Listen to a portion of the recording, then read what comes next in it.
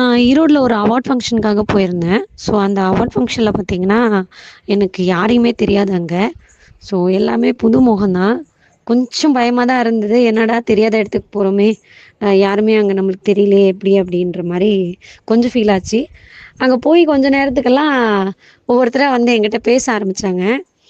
உங்க கூட ஃபோட்டோ எடுக்கணும் அப்படின்னு சொல்லி கேட்டிருந்தாங்க. "என்ன தெரியுமா உங்களுக்கு?" அப்படின்னு கேட்டதுக்கு, இந்த மாரி வந்து, "அக்கா உங்கள தெரியாம இருக்குமா? உங்க ஃபாலோவர்ஸ் நானு" அப்படின்னாங்க. எனக்கு உண்மையாலுமே ரொம்ப ஹேப்பியா இருந்தது. ஸோ பார்த்தீங்கன்னா, என் ஃபாலோவர்ஸ் எல்லாம் கூட சேர்ந்து என் கூட வந்து ஃபோட்டோ எடுத்துக்கிட்டாங்க. எனக்கு ரொம்ப ஹேப்பியா இருந்தது.